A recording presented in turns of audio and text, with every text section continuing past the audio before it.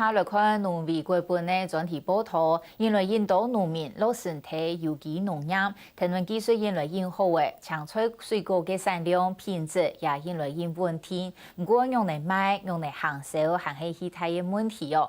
也2年来，全台湾已实行农民实习的，为各地的有机农民开拓新的通路。农民同消费者提实习面对面安尼接触，都唔单止买卖关系，还个是在了解农民中嘅过程，还个伊人对土地嘅情感。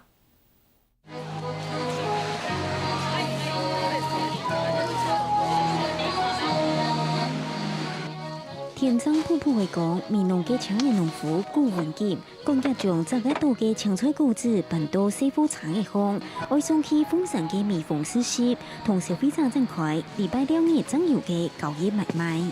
我这个农产品呢，以蔬菜类话，全部都提市集销售了哈。以香蕉的话，差不多在市集销售的量大概只有10%哈。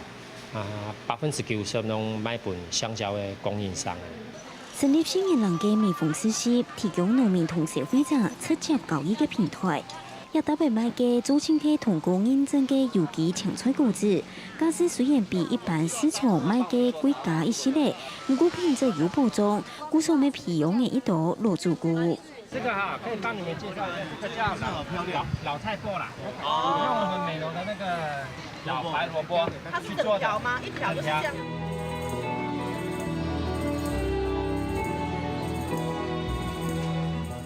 今天来到台北市的24班农行实习，人客来来去去，古天地啊摆摊嘅农民，因为土车厂内到8到9千元，生意茫茫嘅。按多年来，近多年从事养生，每次有为农民实习。原是从北到南，太快由25个实习发展起来。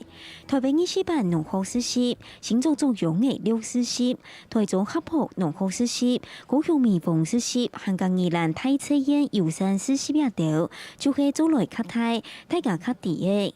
不过也一礼拜6日嘅实习，对农民嘅生活有极大嘅帮助咯。但是一种观念一样啦，较适合一样推行文人。中国中国吃下食也好，买也好一样啊。